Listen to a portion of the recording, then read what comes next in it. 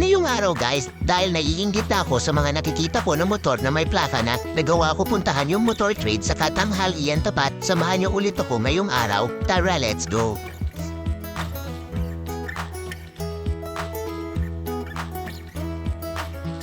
What's up mga ka-big time? Ito nga pala yung helmet natin ngayon, Spider helmet with Freedcon intercom baka naman. Nandito na nga pala ako sa Tikay sa Arco ng Bulacan guys. Bukod sa lubak, masasabi mo na lang nasa Bulacan ka na pag nakita mo na yung Arco na to. Ito nga pala yung sikat na Jollibee sa Tikay dahil ito daw yung pinakamalaking Jollibee sa lahat dahil pag kumain ka dito, sa Malolos ka papasok sa giginto ka na lalabas. Dahil sa init guys, nagpahinga muna ako. Ito nga pala yung tulay ng Santa Rita. At hindi ako sure guys, isa lang sure ako, hindi totoo sinasabi ng iba na madami daw lubak sa Bulacan. Walang lubak dito guys. Magaganda kaya ang daan sa Bulacan. Kaya pag dadaan kayo dito, dapat pang off-road yung gulong nyo guys.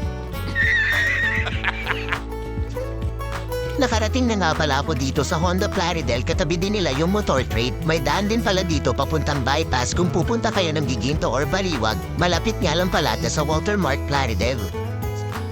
Ito nga pala yung mga unit nila dito guys. Madami sila dito unit. Meron dito Honda PCX 160 at Honda Click 160. Ito nga pala yung price nila. Ngayong araw naka-discount nga pala sila guys. Madami din pala sila unit na Honda Click 125. Meron din pala sila dito na Honda Winner X150. Ang ganda talaga ng Honda Winner X150 guys. Meron sila matte red, glossy red at white.